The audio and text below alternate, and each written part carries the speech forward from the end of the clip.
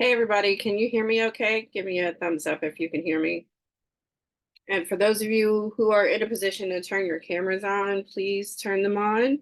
If you're not, I totally understand. It's just easier to teach to faces that I can see. Okay, thank you for the thumbs up. I appreciate that.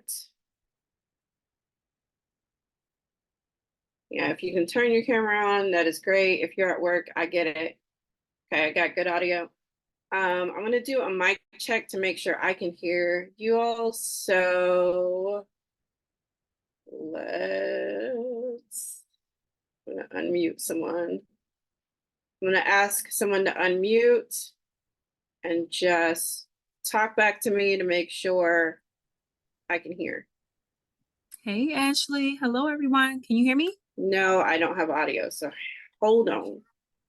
It's not you. I think it's me. I think my microphone playback's not working.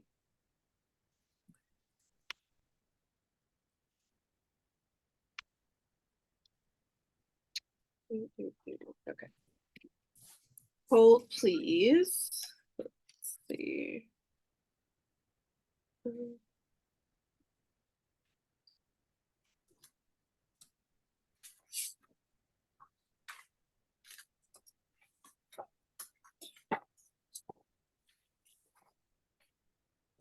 All right. Can you say something so I can make sure I can hear? Microphone check. 1, 2, 1, 2. Okay. No. All right. Let me switch to my headphones. Hold on. Yeah, I can see. I see that y'all can hear me. My other mic's just not working. Let me switch really quick.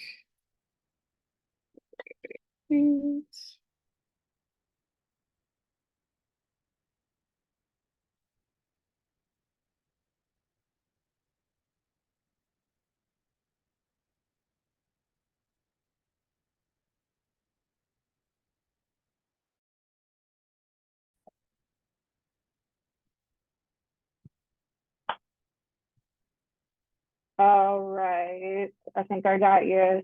Can you mic check 1, 2 one more time for me, please? Oh, hold on. I might have to do the unmute thing.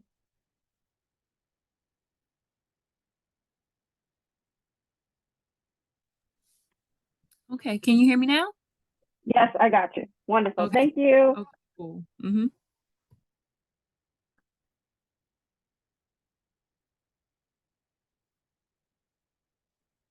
Okay. So for those of you that can turn your cameras on, I totally appreciate it. How many of you, this is the first time actually seeing me talk to you as a person and not see me on Instagram or TikTok or somewhere else other than teacher training? Is this your first go round in a live class with me? Yes? Okay. I'm still letting folks in. So let me be the first to say, welcome to the shit show. I want to get that out of the way now because there's a lot that goes on around here. There are 20 of you in here right now. So if this is your first time meeting me in quasi person, let's say, I'm a real regular person. For those of you who have been around for a while, y'all know the speech that I'm going to give. So even though I've trained yoga teachers, I think we're at almost 5,000 folks that have come through the program at this point. I am just a basic bitch trying to get tacos on a Tuesday like everybody else. I have a blended family now, so I have 4 kids. They are, in this order, 14, 13, 12, and 10. That's why this is the shit show. Okay, right?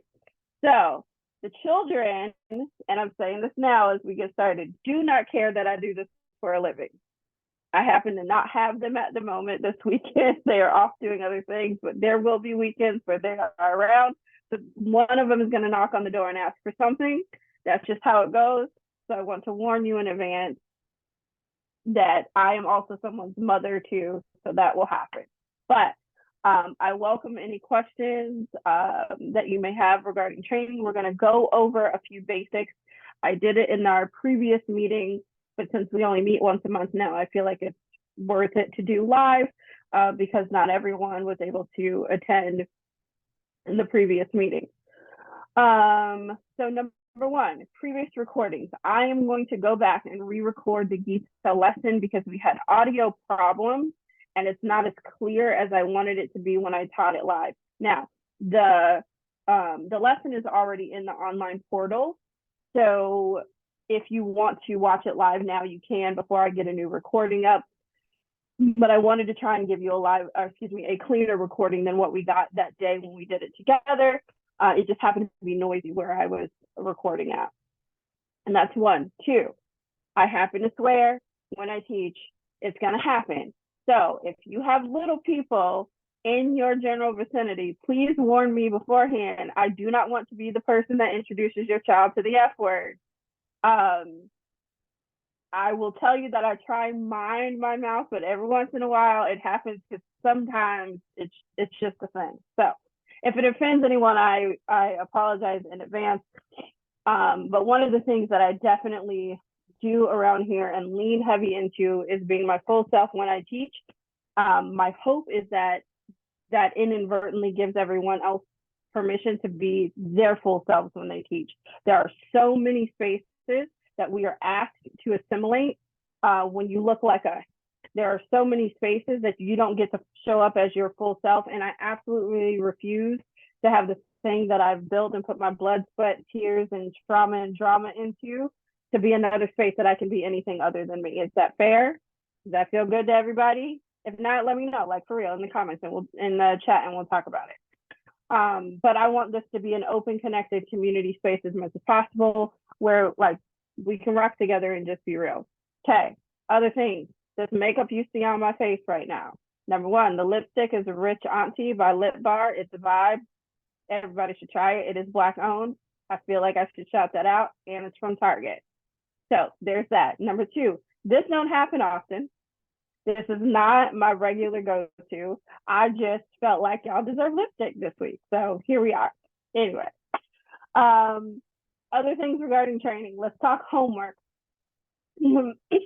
First off, and this is a question I get often, is this a pass-fail? No, no one is going to fail. What we are going to do is work until we get it right. Is that fair to everyone? So if you're stressed, if you're like, oh my gosh, this is a lot of work, it is a lot of work. I'm not going to sugarcoat it and pretend like it's not. It's a lot of work. But my job is to help you to be as successful as possible in the program, okay? So with that comes, if you send me videos that are less than what I require, and I reject it and send it back to you and say, go fix it, I just want you to fix it. That's it. I just want you to meet the requirements that I've given for the homework. That's all. If you send me videos where I don't feel like your cueing is as clean as it could be because your class may lead to confusion within your class, I'll send it back. We'll have a chat about it and we'll fix it. That's it. Okay?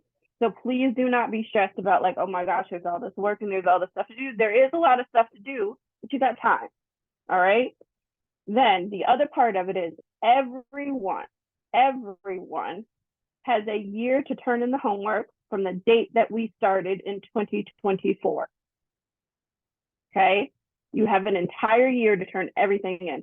So by February 2025, let's say February 1st, even though technically I believe this year we started on the 10th, but let's keep it easy. Remember, Black History Month is your barometer for getting this done, okay? So by February 1st, you need to think that I need to have all 15 hours of my videos recorded and turned in, okay? It's 15 hours. Now, I want to put that in context of your teaching journey. 15 hours is the equivalent to 2 weeks, let's say, 2 weeks worth of teaching yoga, because you teach an hour, hour class.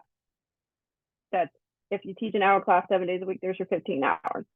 In the grand scheme of you teaching class, that is a minimal requirement for you to meet, okay? The other thing with videos that stresses people out is, oh my God, I've never been on camera before. The camera version you see of me now is not the camera version of where I started. You can see that in the videos that are in the online portal for those of you who have watched them. I look very different now. I present very different now. It's only because of practice, okay?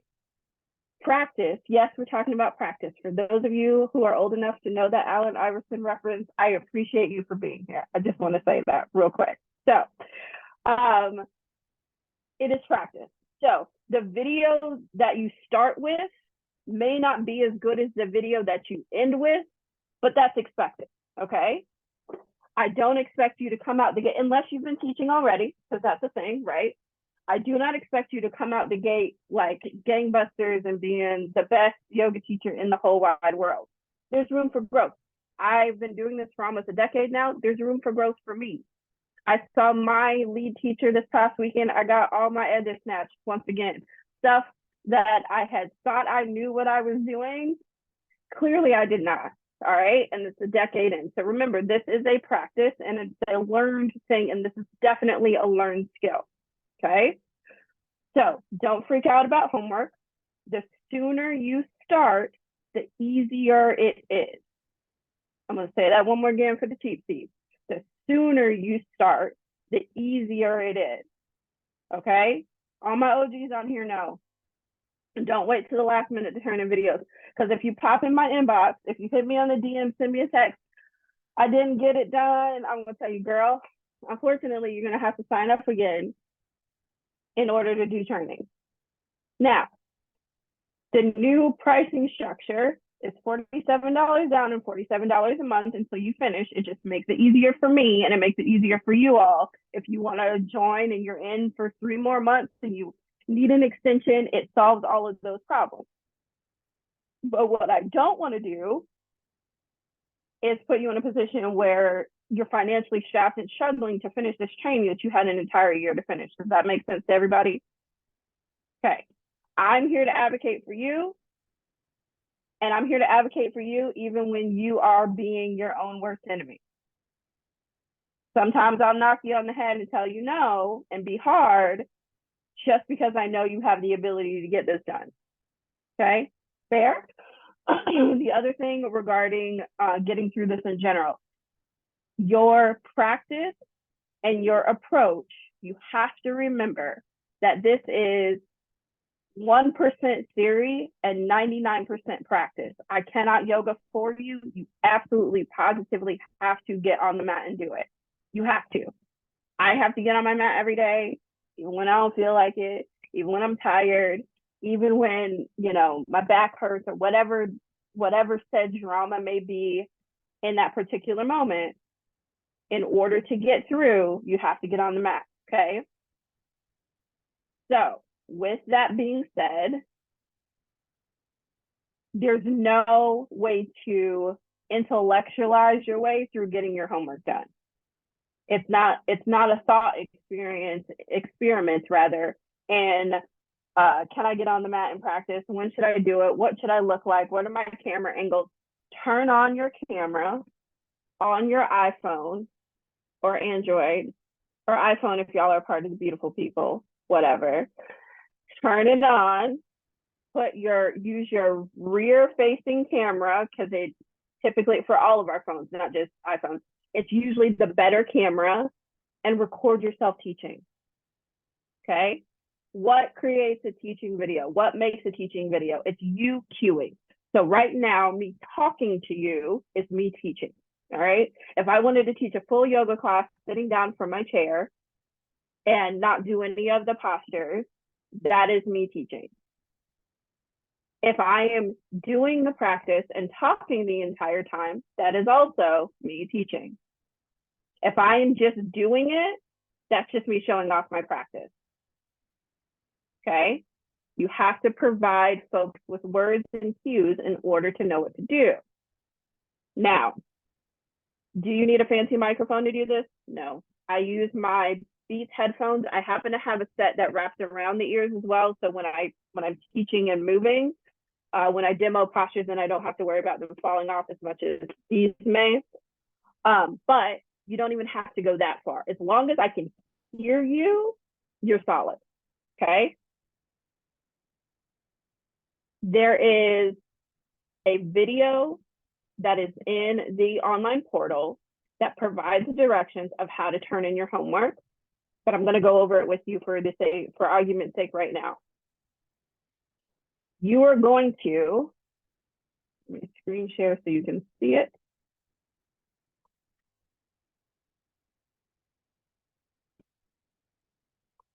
You are going to go to YouTube.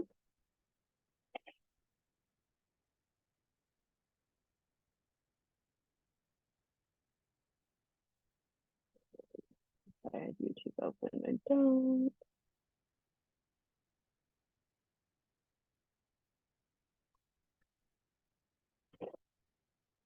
You are going to go to YouTube. You are going to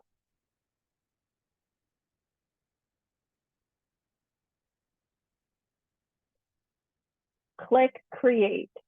I have to be logged into our YouTube channel. You're going to click create. Do you have to have a YouTube channel? Yes, it makes this easier, so just make one. It's okay. You're going to then click upload.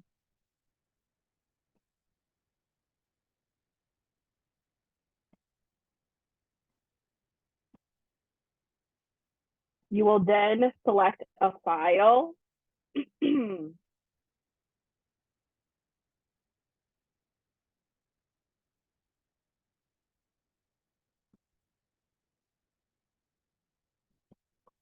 I'm going to use this one. Select a file.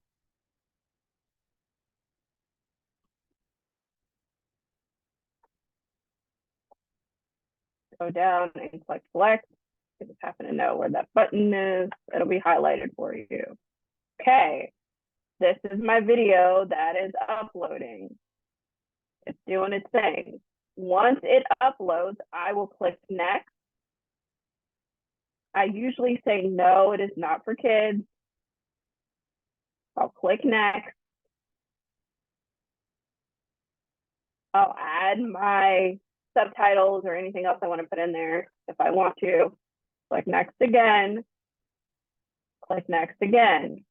Now, this is what everyone needs to check for your video so it does not show up publicly on YouTube. You're going to click unlisted. Then you are going to click save. Okay?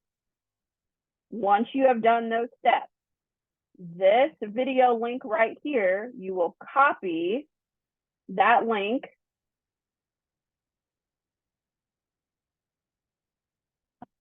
Then you are going to come to the Word document where you typed your paper and paste that link into your paper that you have to turn in. That is how you would turn in all of your videos. Okay?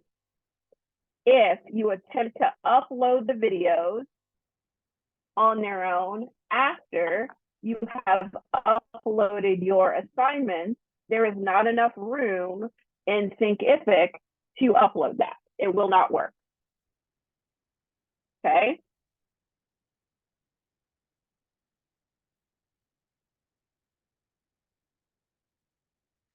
Yes, question. Hold on, let me unmute. Go ahead, what's your question? So the link is going on. Is this the paper that we're doing on the Bhagavad Gita, that paper? And Yamas and Niyamas? Yes, so you can put it on your Gita assignment or you can put it on your Yamas and Niyamas assignment. It doesn't matter which one. It just needs to be copy and pasted at the end of the paper. Okay?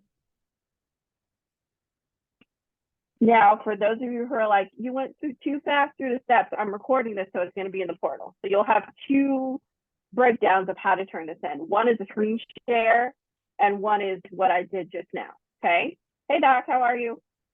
One other question. So we have to do 15 hours of video. So this link will just be for one of the videos, So right? you can make a playlist. Got it. Okay. And that's how you're going to have all the links come together. And when you put your when you are putting your video together, you'll see the option come up for playlist. So just put them all on a playlist and send it to me. Okay. If you aren't tech savvy, when you are uploading this, do two screens, right? Open a screen with my explanation and open the screen with YouTube and do it at the same time and just follow the steps. Okay? Does that make sense to everyone? If it doesn't make sense, please tell me. Like for real, because I can't fix it if I don't know. Okay. Regarding the papers, I want to go over that real quick. There is no pass or fail. The only way that you will get your paper kicked back to me is if you give me less than 1,000 words on either assignment. If you send me 750 words, I'm going to send it back. I'm not even going to read it. I'm just going to send it back. Okay?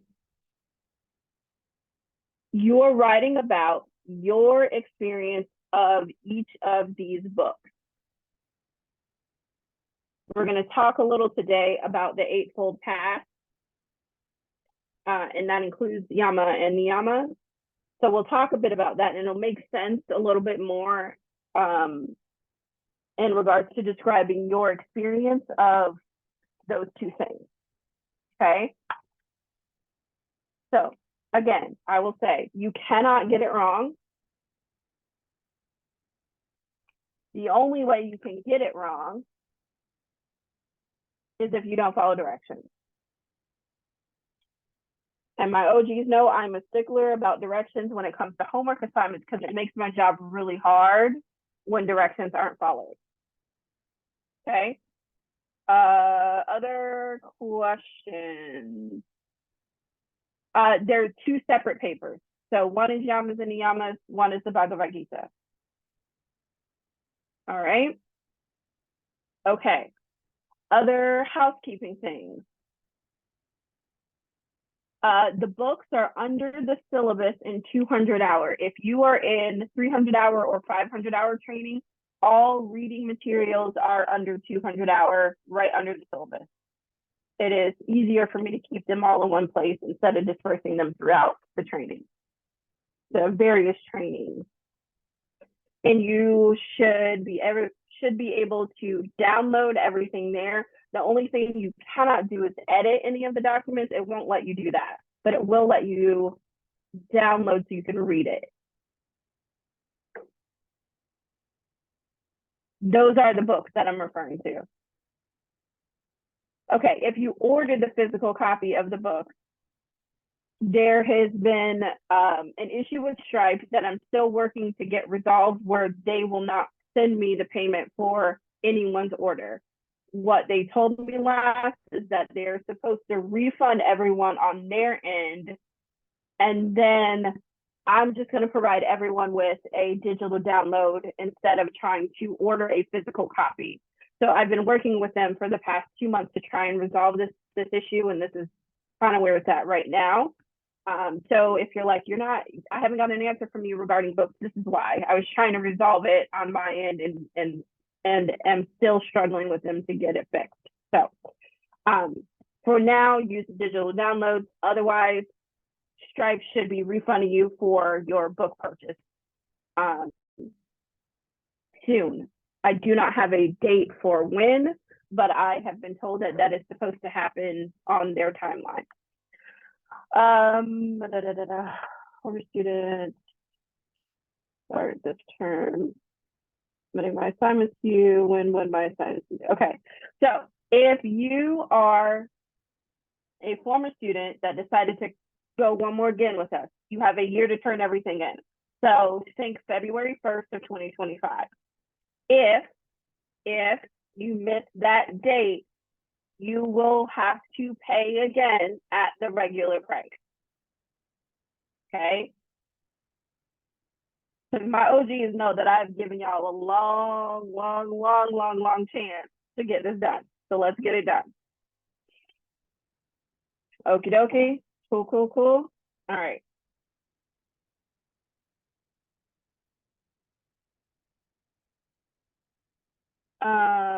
And if for some reason you have access to the meeting and don't have access to the course, I'll go, once we get done, in training, I'll go back and fix that.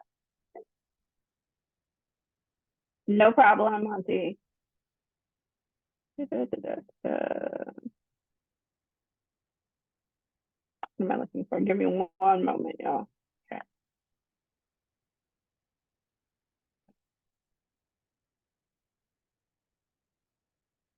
All right, so let's get into today's fun things. How many of you have watched the chakra video in the online portal?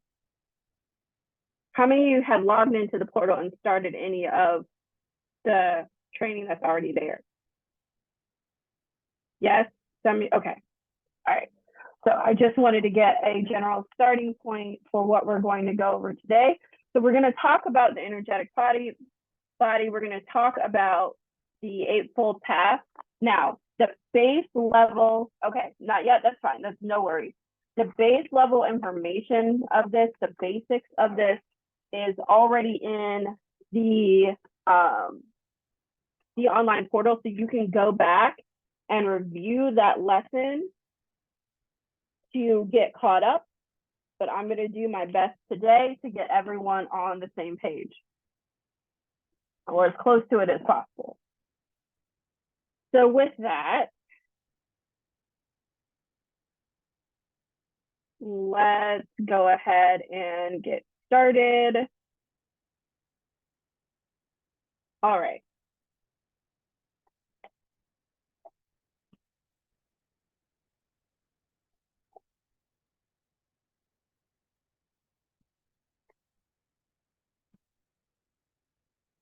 So we are talking about the 8-limb path, or it's also known as Ashtanga yoga.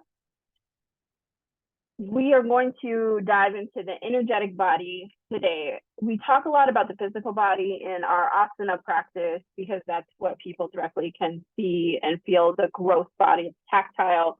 Your experience of it is very different than the energetic body. However, our energetic system informs our experience of the physical body. I'll say it again. Our energetic body informs the experience of the physical body. So if someone is in great suffering while they're in their life experience, while they're going and moving through life, do you think that that's going to show up? How do you think that that's going to show up in the physical body? In what ways would it show up? I'm going to let everyone unmute.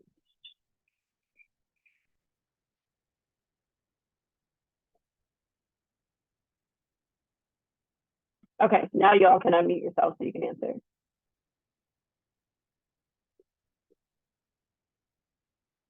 Tight muscles, yes. What do we think about, here's a tight hip, definitely. Here's one. What do you think about people's gait, the way in which they walk? Have you ever seen someone that walks like they have the weight of the world on their shoulders? Or that just tired walk where you can tell someone is exhausted, or energetically they just feel and look tired, that heaviness? Yes, very much that. So our energetic body will present situations to us before they manifest in the physical world, because our bodies are no different than anything else that exists, right? It's out there in the ether before it shows up in the material and physical reality. Does that make sense to everyone? So for our bodies, if we can mind those energetic levels, if we can be aware of how important it is to keep our peace, we in turn can keep our physical body healthier, right? And it gives us an opportunity to access longevity, but not just longevity because I've lived a long time, but also increase my health span, which is really, really important. Because it's not like I just want to live a long time. I want to be healthy and live a long time, right? I want to be able to do this when I'm 90. I tell my fiance now that I want to be for the streets when I'm 90 years old. That's what I'm trying to do, just be out here starting at 90 because I can't, right? But if I'm not keeping myself healthy to be able to do that, then my aging years look very different. Does that make sense to everyone?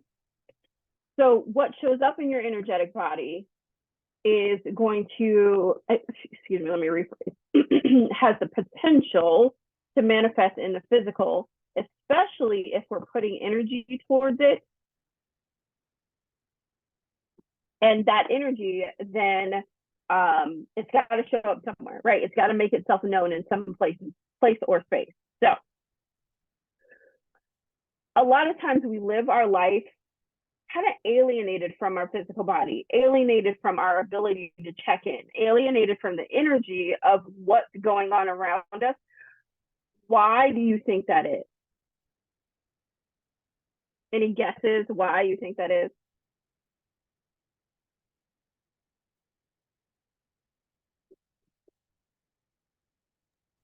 Can you repeat the question? Sure. We spend a lot of time alienated from our physical body and alienated from the connection to self. Why do you think that that's the case? Any guesses? What is your first thought about it? There's a lot of, I'm of the belief that there's a lot of outward connection. We're connected to a lot of responsibility and things. We get into routines, work, children, house, driving, and all that it's so much outward that we don't take a lot of time, or some of us don't take a lot of time spending inward to really check in from head to toe. You are 1,000% right. You hit the nail on the head. That was my exact answer. We project most of our things and most of our energy into the outward space, right? It's about who we are outside of let me correct. It is about people's perception of who we are outside of our relationship to self that we are usually managing on a daily basis. We typically aren't managing our relationship to self, right? We are more often than not managing our relationship to someone else and their perception of who they think that we are. In any given moment, we're tempering somebody's expectations, right? Okay. So that disconnect can be a cause of great suffering. And it can also be a cause of great suffering because if you don't know yourself, how can you ask anything of anyone else? How can you ask someone else to meet needs that you don't even know about, that you don't necessarily have the answers to? One of the easiest ways, and when I say easy, I mean it's easy, but it's also really fucking hard all at the same time.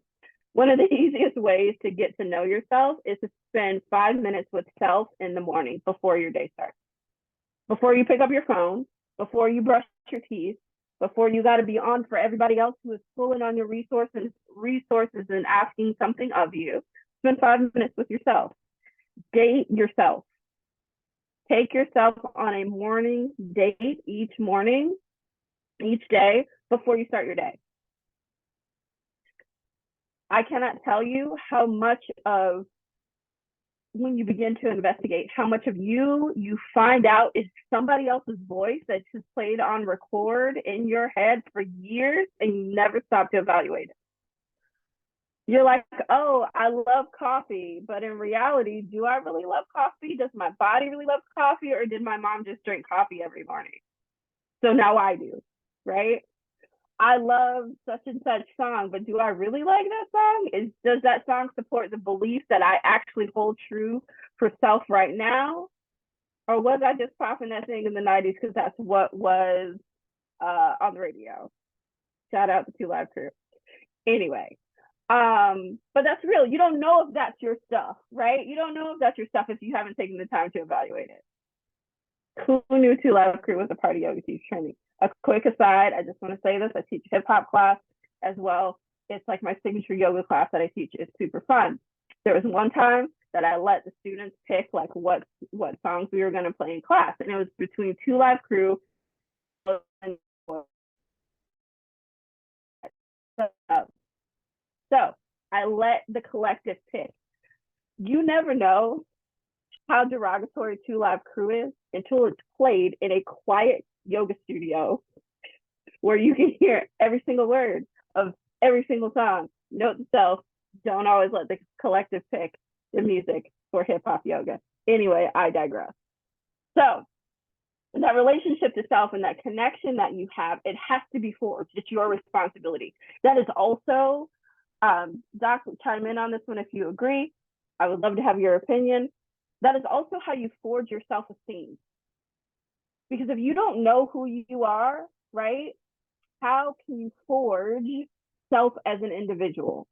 How can you craft and create the experience that is you, curate the experience that is you without spending time with yourself? Otherwise, who you are in relation to you is informed by everyone else's opinion except for your own. And that relationship has a massive impact on your energetic body. It has a massive impact on those energetic layers that make up who you are. It's like the old adage of, for my saints, don't let everybody pray for you because not everybody has good intentions, right? Don't let other people stir that energy and create an energetic story about you because not everybody has your, not everybody is working for your good. Okay, so that alienation leads to suffering or can lead to suffering. And that suffering has an ability to gradually chip away at our soul's identity, at our experience of our soul's identity. Okay, y'all still with me? Questions before I move on?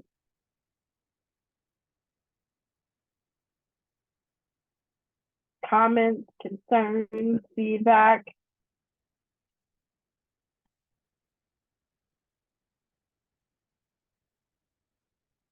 I like that. I like that, Doc. It is time to unfuck yourself and step into your badassery. Like, be the fullness that is you. I've been telling my fiance this for like a few weeks.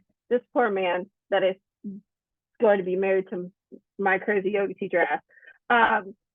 I will tell you too, since we've gotten together, he's gotten a raise and a whole bunch of other stuff that has gone on, but it was because I'm pushing to be your full self. You don't have to put a mask on. You don't have to assimilate. You don't have to change who you are. Be the fullness of you and let everybody else get in line. Let the chips fall where they may. Because ultimately, you're bringing kindness, you're bringing nurturing, you're bringing caring to the experience. And the world deserves that part of you, and you deserve that part of you. Does that make sense to everybody? Okay. All right. So let's keep on keeping on. So there are emotional qualities that can scatter the mind. The avidya, the ignorance or lack of discriminative knowledge, so just not knowing, right? That not knowing what you don't know. The ashmita, the I-ness, the ego, the my, the me, the mine, the take without give can really wreak havoc on the emotions. The raga, the attraction to pleasure, so just chasing happy. Chasing happy is equally as detrimental to your health as being uber negative can be. Because if you're always chasing happy, there's no way to find that. It will always change, right? Because the version of you today that may be satisfied with getting a new car, by tomorrow now it's an old car, so then what's next? Hell, the hour you drive it off the lot, it's an old car, so then what's next? The dvesha, the aversion to pain. So our systems are built for a certain amount of stress. That certain amount of stress gives us an opportunity to create equanimity within the body and our experience. Without that certain amount of stress, that aversion can lead to us having these disjointed experiences where we can't take in the fullness of what's happiness if we're always avoiding the hurt and the pain. And typically when we are avoiding something, when we are avoiding a task, it usually leads to more pain down the line, had we just not jumped in and dealt with it when we knew it was a problem. So abhinivesha is clinging to life and fear of death. Now, it's not fear of the ultimate death. That's not what we're talking about. It's fear of loss, more or less, of this thing that I know is not good for me, but I'm holding on to it because it's familiar, as opposed to letting it go. And that could be any situation. It could be a job, it could be a relationship, it could be changing schools for your kids, it could be it could be getting rid of that old pair of shoes that you know are so darn uncomfortable, but you keep wearing them because they're available to you. Yes, go ahead and ask your question. I'm sorry, what was that word again? I love that. The word you just talked about, the attachment. Abhinivesha. The last word that I just said. Thank you. Yes, you're welcome. Here, I'm going to drop it in the chat so you know how to spell it, because it is in Sanskrit. So,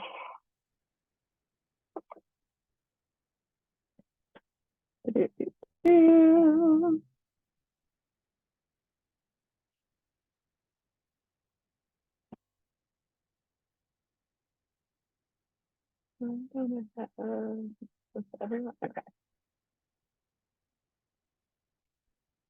All right, so I put it in the chat so you know how to spell it. So these are all things that impact the energetic body. And you can see how they directly correlate to showing up in your physical body. If you're struggling with any of these, the physical body is going to have a hard time just managing life in general, because you're walking around in a state of never feeling fulfilled. Everybody still with me? Has it gone off the rails yet for anybody? Okay.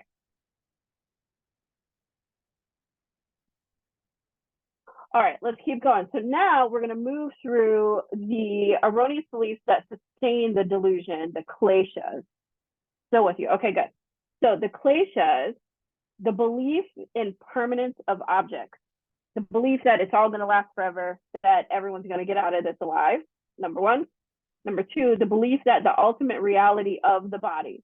We know that from dust we came and from dust will return. However, we cling tight to the image of the body that was usually forged at what we would call our best.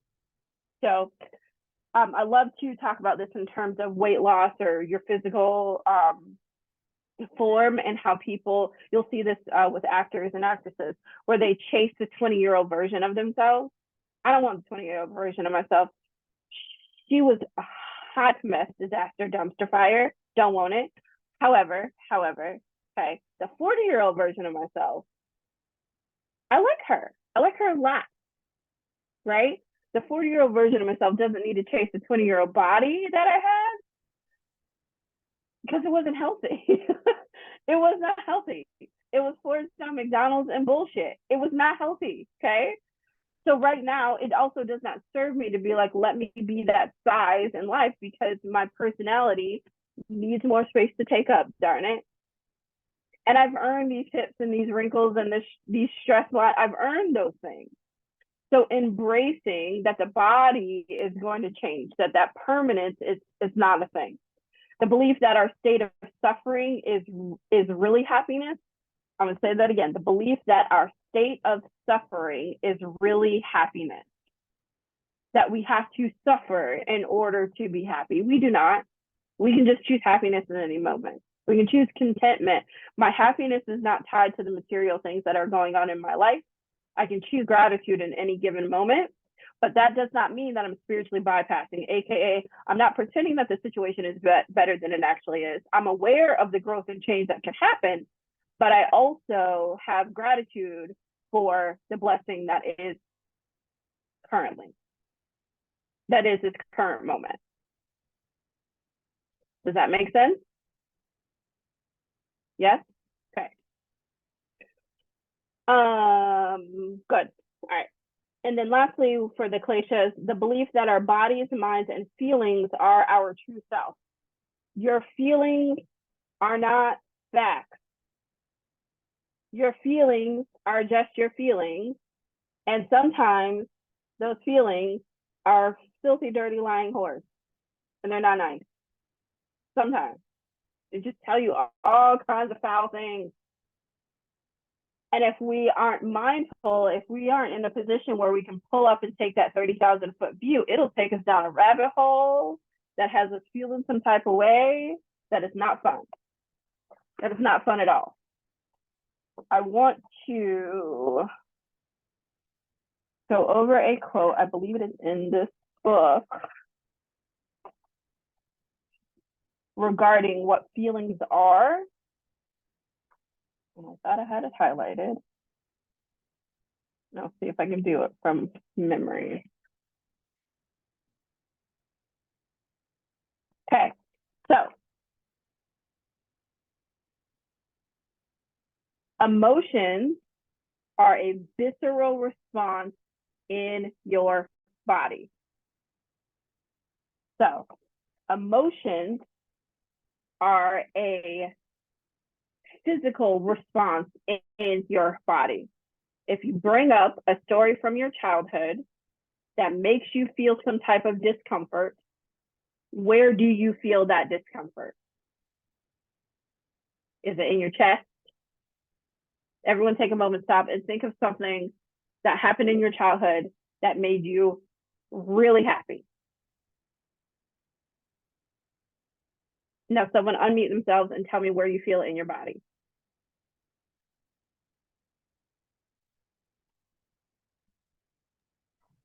I feel it in my stomach. Belly. Okay, cool. Oh, good.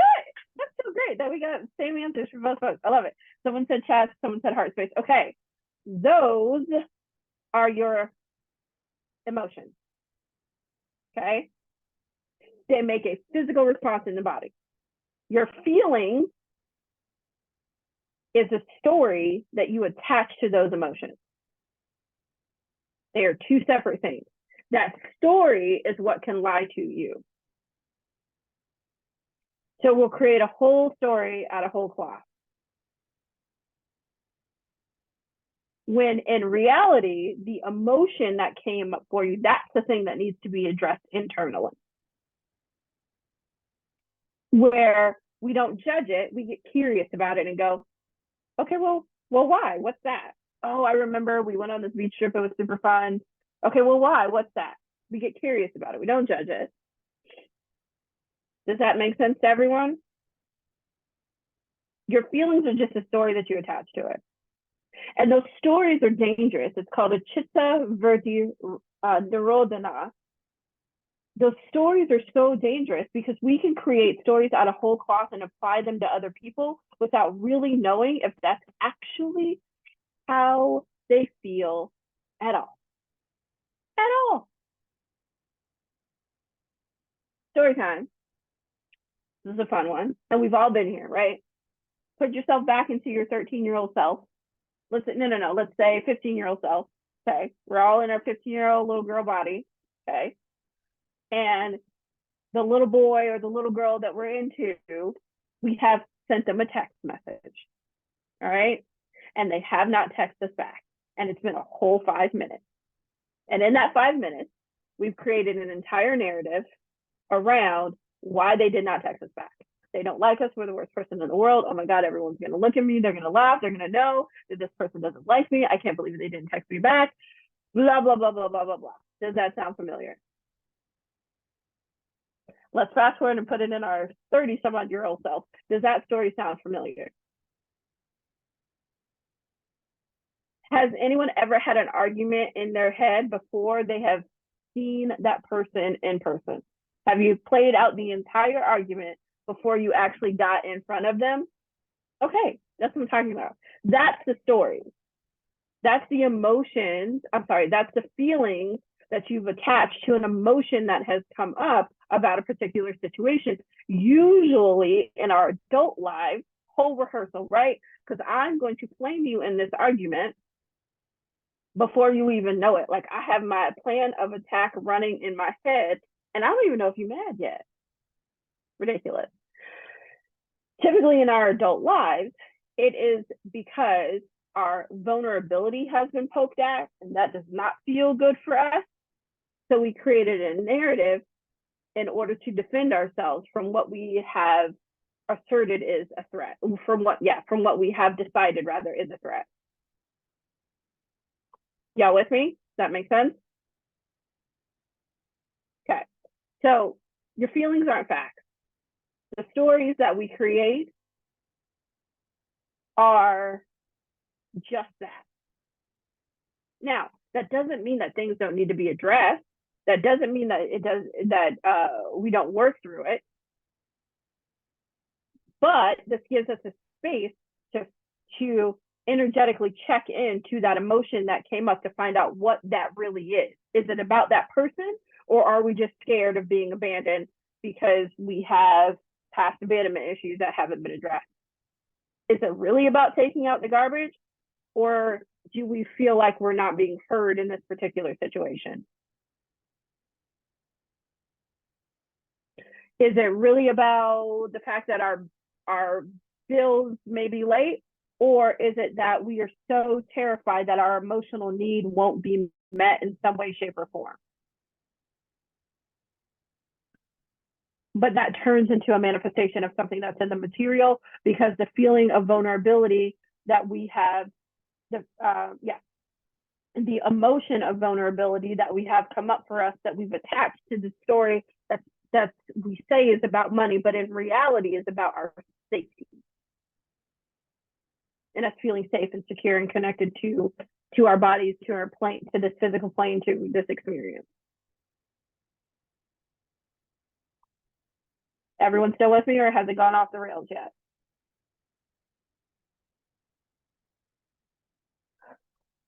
Okay, so let's keep moving. Good. So that chitta vritti narodhana is what we just talked about. All right, that is that churnings of the mind where you'll get on your yoga mat at times and shit gets real noisy as soon as you get quiet. I don't want to be here. This is so hard. I can't believe she's asking us to make all these videos. I'm so tired. My arm hurts. I can't chaturanga again today. My dog is sick. My cat is sleeping on my mat. All the stuff. Chitta vritti narodhana.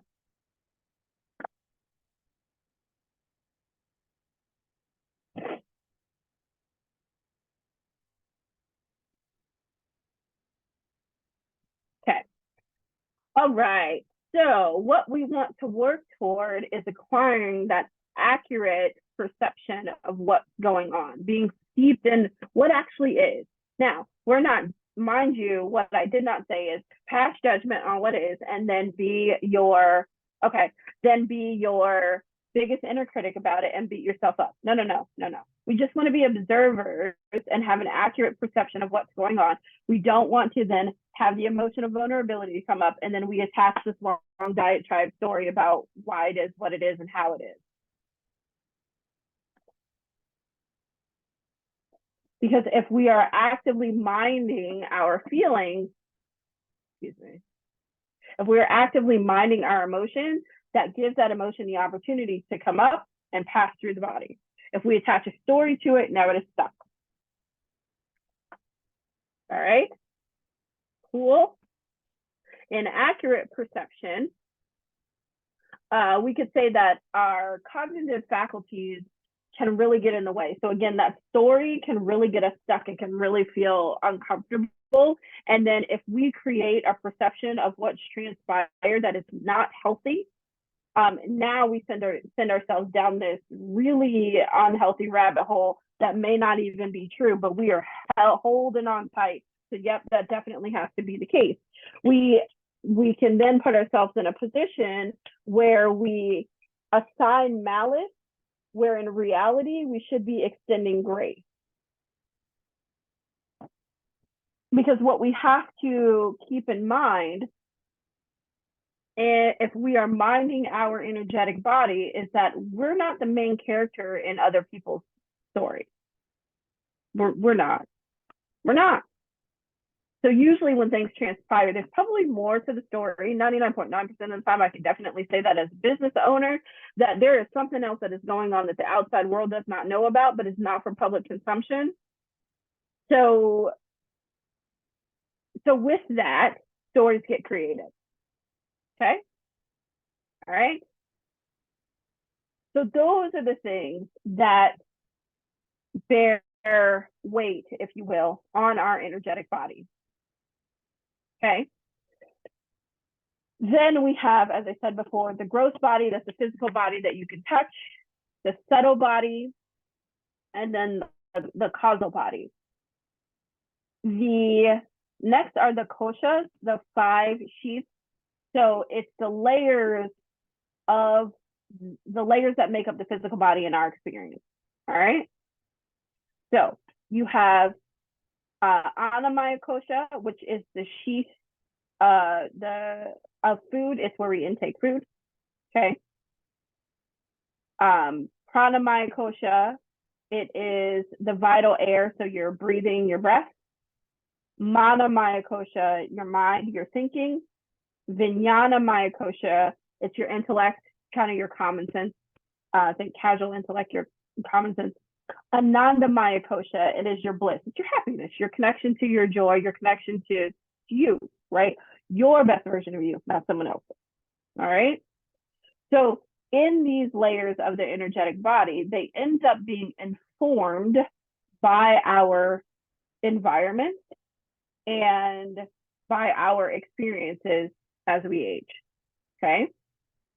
So if one of the layers of the body is that food sheath, that Annamaya kosha, in turn, would you say that it matters what we eat? Would you think that it is important, that there's an importance to our food intake?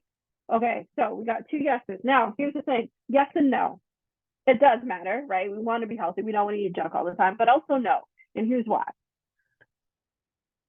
If our body has the intelligence for our liver to liver, our heart to heart, our lung to lung, our digestive system to run without any of us thinking, do you think that that same body has the intelligence to convert food, any food that you consume, depending on what you have available to you, into the greatest amount of nourishment for your body in that moment?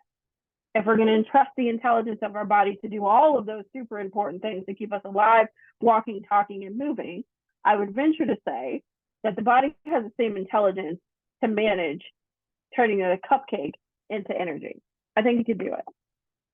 So if you are in a situation where you don't have access to what we'll call conventionally healthy foods, eat the healthiest food that's available to you in your area and let your body do what it knows how to do with it.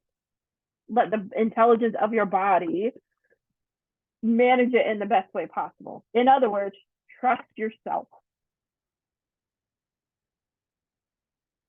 I just gave everyone permission to eat junk. I just want to say that in layman's terms. It's not a moral failing if you eat the cupcake. It's not. Yeah, I did it on purpose. It's not a moral failing to eat the cupcake. It's not going to kill you to eat the cupcake. As a matter of fact, I would say that it would probably promote your happiness 110%, because then you don't have a bunch of food guilt connected to eating the thing that brought you joy. And trust the intelligence of your body to make the most of it. If anyone is on the diet ups and downs, I hope that gives you permission to love yourself from a different space. Okay. It's crazy what yoga can do. It's wild. We're not even on the mat. We're just talking. All right. So let's get to the chakra system. What I'm going to give you, because we're almost at the end of time, and this is the point I wanted to make regarding the chakra system, and the breakdown is in the portal, so please make sure you watch that, because I give a full overview of the 7 main chakras that we talk about. Those energetic systems have a effect on our experience.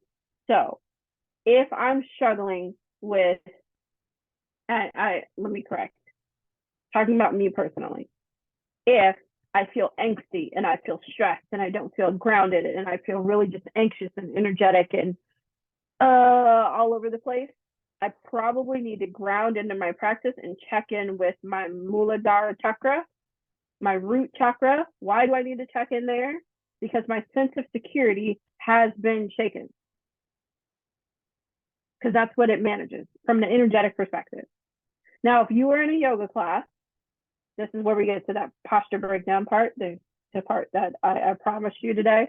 We're doing the energetic portion of it. If you were in a yoga class and you know that your class is, let's say, 5:30 in the afternoon and people are coming to you through rush hour traffic, do you think it is prudent to do more grounding poses for those students to get them back into their physical body before we move through this fly high asana practice? I think it's important. I think it's helpful, because now we are taking the time to ground and connect in the energetic body first before we move to the physical realm. Put them back in their body, give the opportunity for the connection with your root chakra, and then you can move through the rest of your asana poses and practice. Does that make sense to everyone? Yes, no, maybe so? Okay. Because our root chakra is connected to our security, our sense of foundational belonging. If everything is in the air up here, if everything is high flying, it's going to be very hard to ground and connect to self. If you are someone like me who happens to be an air sign, baby, I can be up and out and disassociate with the best of them. It is almost a superpower. If I don't want to be here, I am not here. Thank you, ADHD. It's so great. I love it. I freaking love it. And it's also detrimental to my health at times because I need to pay attention and be in my physical body. I should be there. I should be. It's cool, right? But I know that, and when I feel that angst and that energy, I lean heavy into my Ashtanga practice. Why? Because there's freedom found in the discipline of the practice being exactly the same. I can lean into the comfort of knowing exactly what to expect, and it allows my energetic body to feel like I have a sense of control, and I can take that sense of control or that sense of comfort out into the world, into the rest of my life and the things that I do. I am a better yoga teacher when I mind my own practice. I'm a better business owner when I mind my own practice. I'm gonna tell y'all a secret. Y'all know if I'm on my mat because I respond to email better for you all if I've been on my mat that whole week. Because that discipline of my practice leaks over into other parts of my life. When it's a dumpster fire elsewhere, there's a pretty good chance I have not gotten on my mat at all. And we're all on the struggle bus together. Okay. All right. So let's move on to the next chakra. Your sacral chakra is the center of our emotions, our flexibility, and our flow. So if we're feeling stagnant, if we're feeling stuck, it's prudent in our physical body and in our practice that we find flow. So if a student comes to you and says, I have tight hips, or you see people sitting down crisscross applesauce and all of their knees are up like this, there's some stuckness in the energetic body. So it would be prudent to add flow in your class to give them an opportunity to flow maybe through just a cat-cow. This is how we can energetically affect someone's experience in class and work through the energetic body, help work through those layers in order to bring them back to the physical body and connect with self without worrying about, did I do 10,000 chaturanga? Does that make sense to everyone? Okay. All right, let's keep going.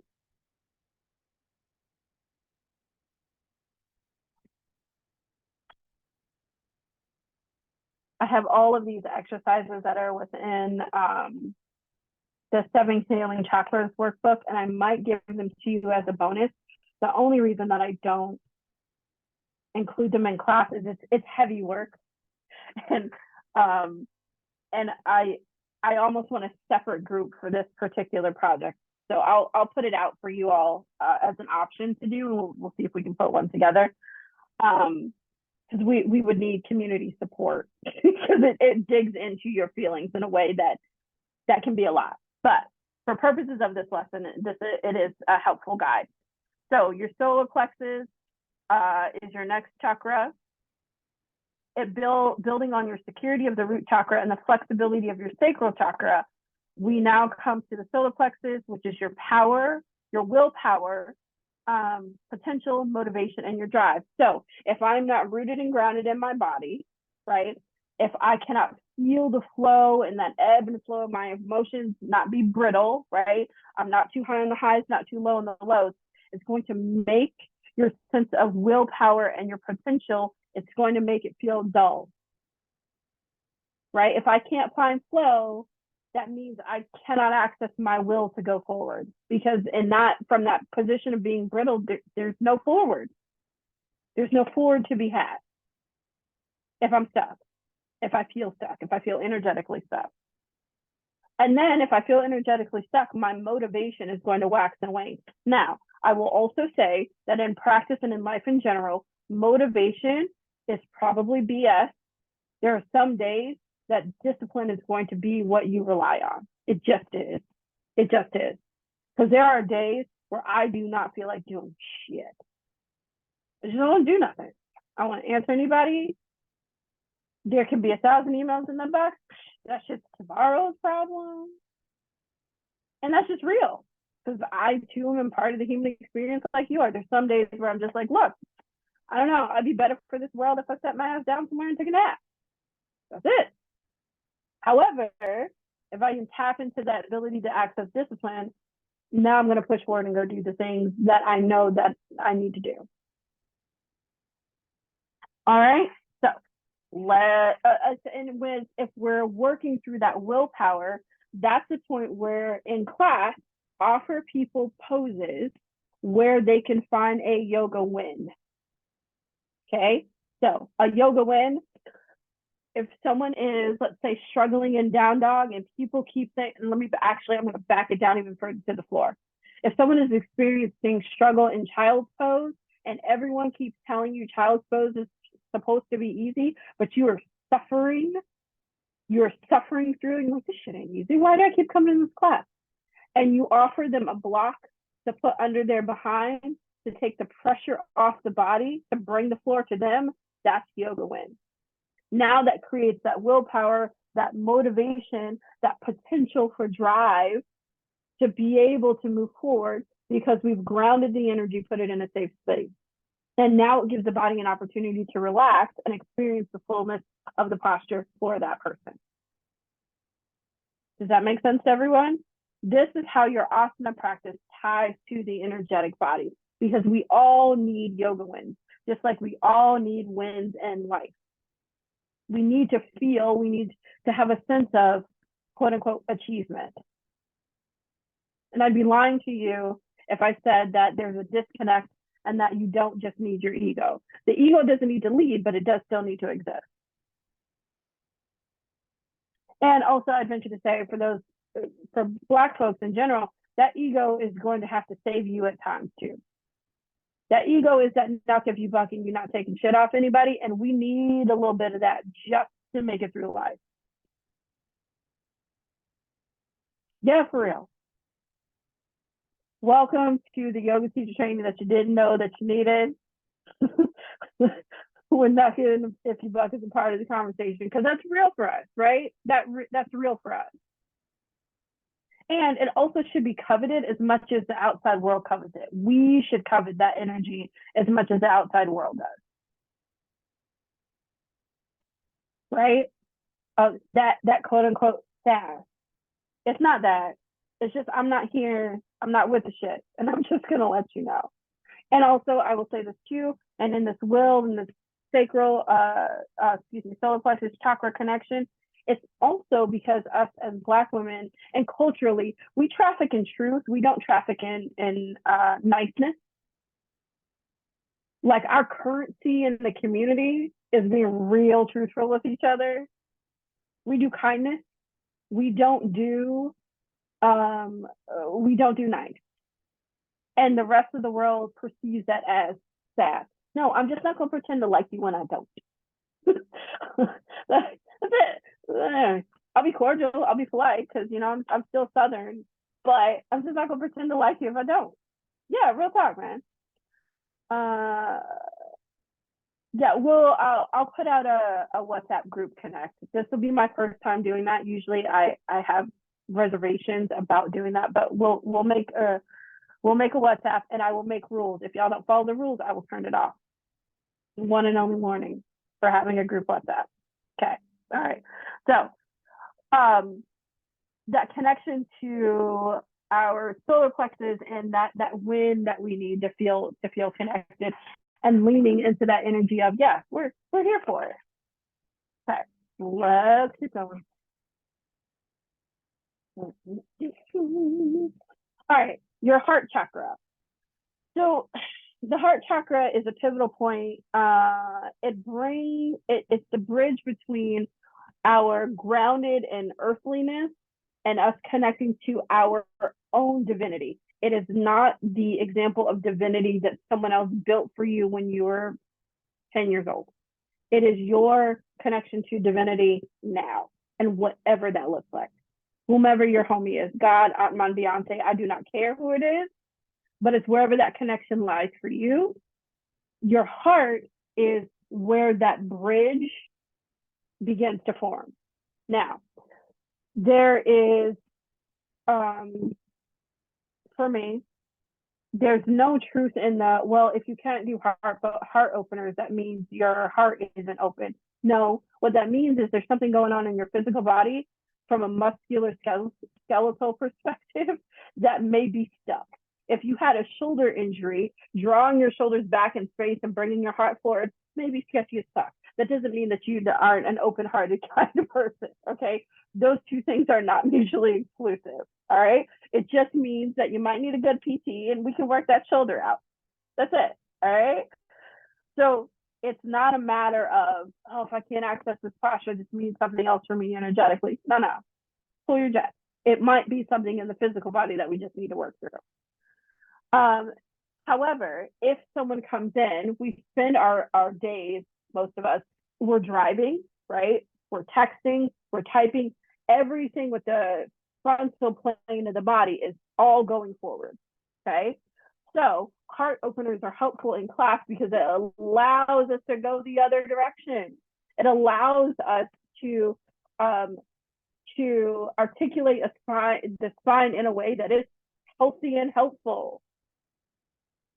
So if the majority of us have jobs that call for us to be in the position, don't you think it's prudent for us to go the other direction? It's just that simple, right? We build classes and build postures around aiding the energetic body. And as we pass through these portions of the energetic body, starting with the root and grounding it into class, right? As we pass through these postures, it allows us to connect the energetic body with the physical body, thus building this overall healthier experience. Make sense? Yeah? Okay, great. Okay, so that's heart chakra and how we connect that one in. Let's keep it moving.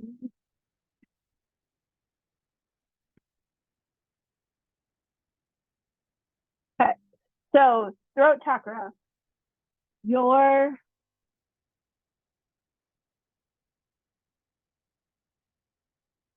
throat chakra, and I will give all of the Sanskrit names are in the video as well, and that's in the portal. So your basic survival instincts exist in your root chakra. Through the sacral with an ascent on your balance, your flexibility, your flow.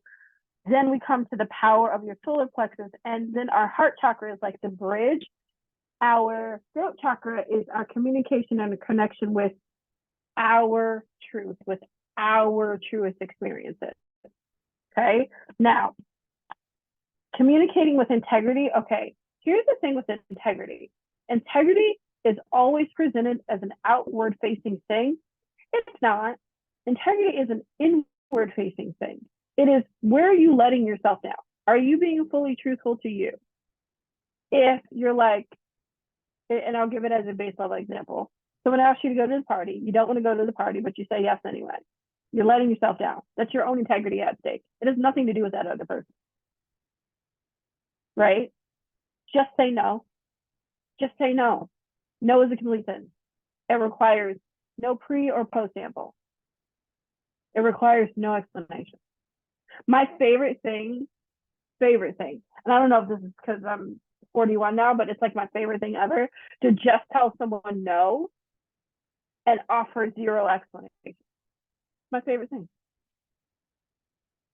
Yeah, voice box, speaking your truth. Why so many women have issues with their thyroid. This right here is my thyroid gland, and it looks like this because I spent a lot of years without boundaries and not saying what I needed to say. I spent a lot of years in a marriage that was not healthy and not speaking up for self. And that is the physical manifestation of not minding my energetic body. I'm managing that situation because I've had to change the format of how I teach, and I have to have surgery to have that taken out now. Crazy. It's a physical manifestation of me not knowing that my voice mattered to self. Yeah. Okay. That throat chakra, like it's a thing. It's a thing. Okay. And the other piece of that too is also knowing when not to talk, knowing when not to over explain, because the truth can be yours and it can just be yours, and you don't necessarily owe someone an explanation. I can tell you wholeheartedly, as a business owner who has trained almost 5,000 folks now, there are stories that float around about me on the internet. 99.9% of them do not have the full scope and story of what went on, and I just refuse to answer those things any longer. Because I have a responsibility to myself to mind my own energy and mind my own peace. I know what the full explanation is. We can get out there and fight and go around with people, or I can just keep my peace and keep it pushing. Yeah, say no and no need to explain.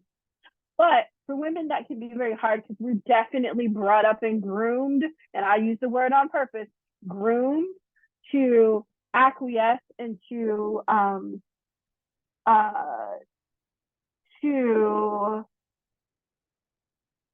compromise, right, our own integrity for someone else's.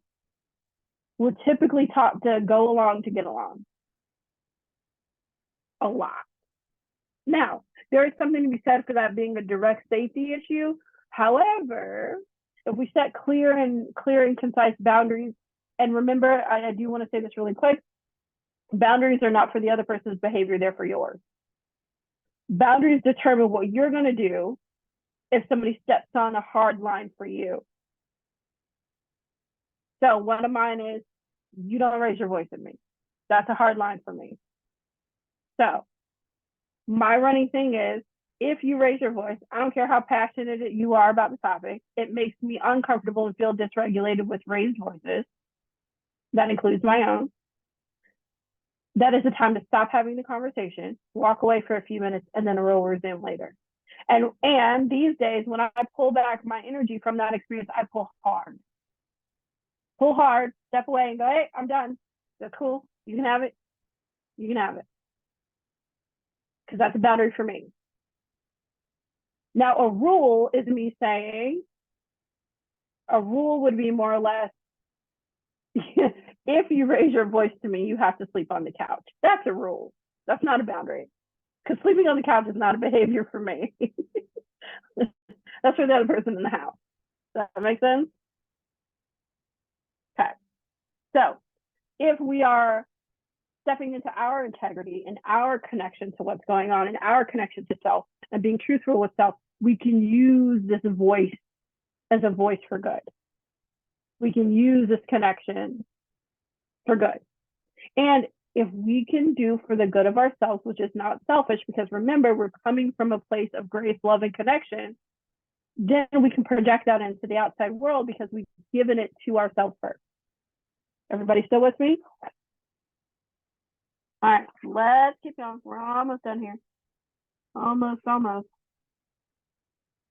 And in our throat chakra, the asana poses, there we go, those are words that we can do. One of my favorites is Ustrasana, so camel. because your head is tipped back and this is open to the world and to the experience.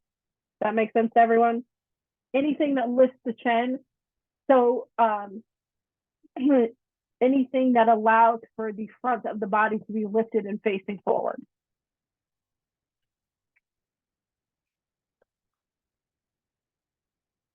Okay, let's keep going.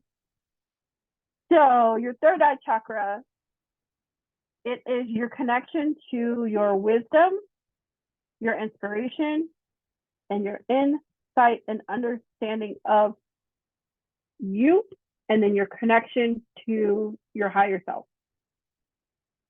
Okay? To the version that exists of you all the time. It's your connection there. How do we work on that one? How do we bring that into our asana practice?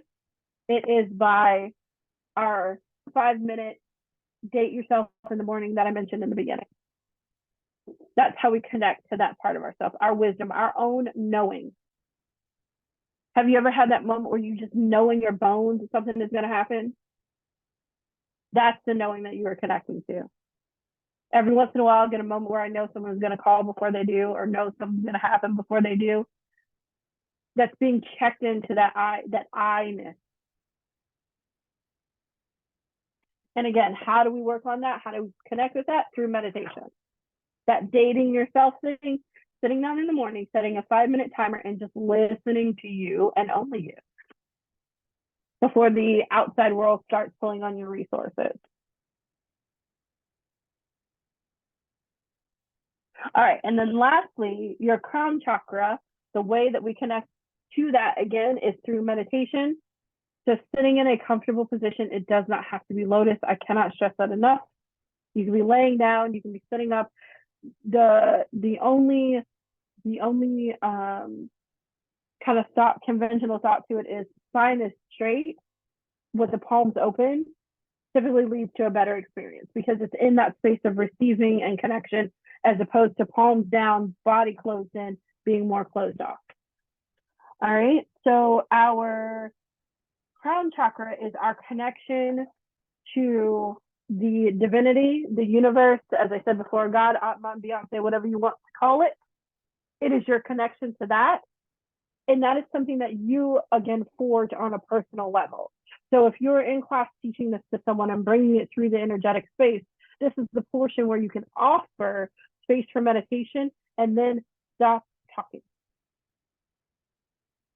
The reason you want to stop talking is because it gives your students an opportunity to connect to themselves without you coloring their experience. Everybody with me? Okay. So how do we feel about this energetic body breakdown of asana practice? Good? Thumbs up? Good. Good. Great. Okay. Awesome. Wonderful. I'm glad that you all are enjoying it. So one more announcement that I want to make really quick is our yoga retreat for 2025 is going to be in Tulum, Mexico. We're doing a luxury retreat this time with Signature Luxury. There are only 20 spots available. I would love to give 20 people a discounted spot to this retreat. If you are one of those 20 folks that would like a discounted spot to this retreat, text me. I'm going to give you my phone number right now.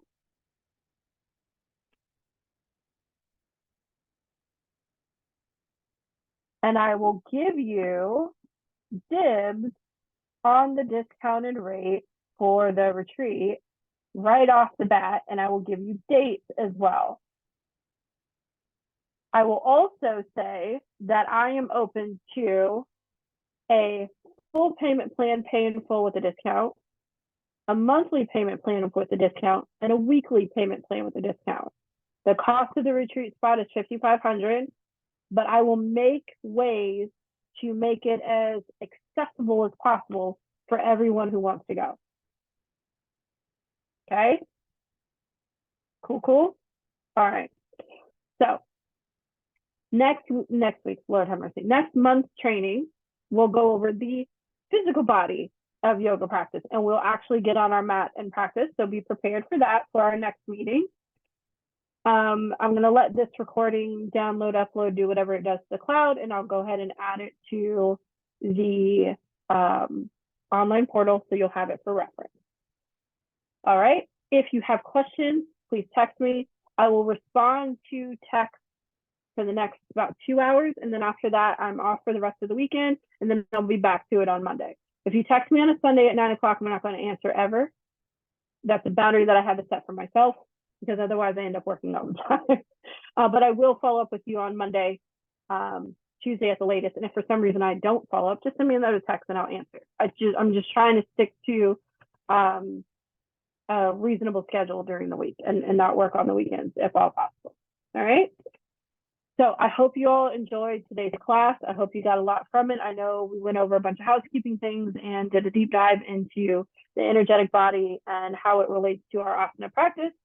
But I wanted to start there before we get into the physical body and move forward. As I said earlier, I'll do a review of the Gita, get a cleaner recording if possible. Otherwise, there is one in the portal already. All right. I hope you all enjoy the rest of your evening. I appreciate you kicking it with me. And if you have any questions, just send me a text. I'm going to send a follow-up email here shortly with the information regarding Tulum, so it'll go out to everybody and give everybody a chance, instead of just the folks that actually joined the meeting, like I said. The other thing that will happen as we move into our next training is you're going to get like 10, 50, 11 emails from me, all right? So please, please, please check your email. I'm doing my level best to be more diligent to communicate with you well beforehand. So if you get a couple of emails from me, it's on purpose. I want to make sure that you all stay in the loop and know what's going on. All right. You're very welcome. Enjoy the rest of your weekend, and I'll catch everybody later. Bye, y'all. Have a good one. Bye. Bye.